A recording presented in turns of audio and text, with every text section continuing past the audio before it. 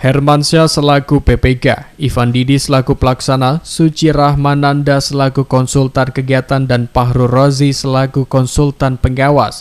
4 orang terdakwa kasus dugaan korupsi pembangunan gedung lab RSUD Curup menjalani sidang pertama di Pengadilan Negeri Tipikor Bengkulu.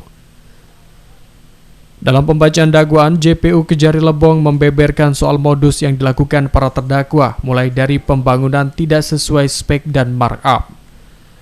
Pasca persidangan, JPU Kejari Lejang Lebong Denny Wijaya mengatakan selain soal modus perbuatan tindak pidana korupsi, pihaknya juga membeberkan soal kerugian negara sebesar 1,6 miliar dan sudah dilakukan pengembalian 300 juta rupiah. Untuk para terdakwa sendiri, pihaknya kenakan pasal berlapis yakni pasal 2 dan atau pasal 3 Undang-Undang Tipikor.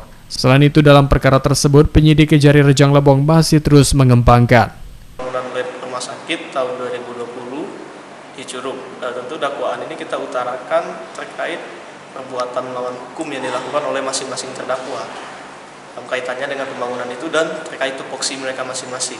Karena di sini kan ada PPK-nya, konsultan pengawas, penyedia, dan ada pihak lain yang ini terkait fisik, pembangunan fisiknya, ada kekurangan volume. Sementara itu, terhadap dakwaan, kuasa hukum terdakwa tidak mengajukan eksepsi.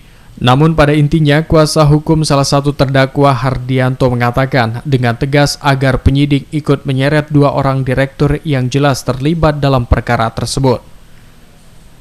Ini ada direktur namanya Stiorini dan direktur lain yang sama-sama mengelola hasil daripada termin yang mengakibatkan, yang menurut perhitungan ahli melanggar kerugian negara.